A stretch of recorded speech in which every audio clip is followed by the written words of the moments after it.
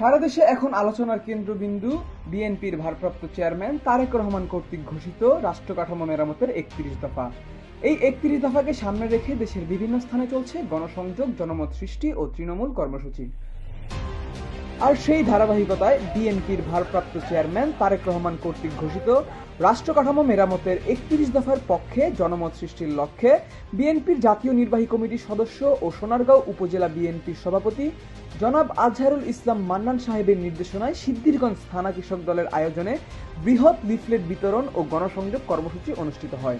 সিদ্ধিরগঞ্জ থানার ৬ নং ওয়ার্ডে বার্মা স্ট্যান্ড, সুমিলপাড়া, আদমজি, নতুন বাজার সহ আশেপাশের এলাকায় ধানের শীষের পক্ষে ব্যানার, ফেস্টুন ও প্ল্যাকার্ড হাতে জনতার ঢল নামে একাধিক মিছিল, স্লোগানে মুখরিত ছিল গোটা এলাকা।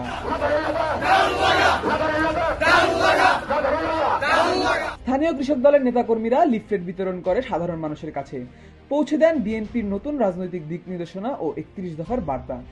কর্মসূচিতে উপস্থিত ছিলেন নারায়ণগঞ্জ জেলা যুব দলের সিনিয়র যুগ্ম আহ্বায়ক ও জনাব আজহারুল ইসলাম মান্নান সাহেবের সুযোগ্য সন্তান খায়রুল ইসলাম সজীব।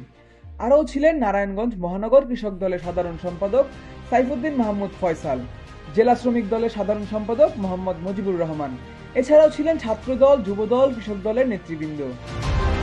কাজী নাহিসুল ইসলাম সাদ্দাম, সেলিম হোসেন দীপু, ফজলুল মেম্বার, জসিম উদ্দিন, মাসুম রানা, হাসান আল মামুন, সবুজ, বাবু, ইকবাল, গোলজার, রবিন, রানা, পরাগ, তারেক, রাতুল সহ 10টি ওয়ার্ডের নেতাকর্মীরা।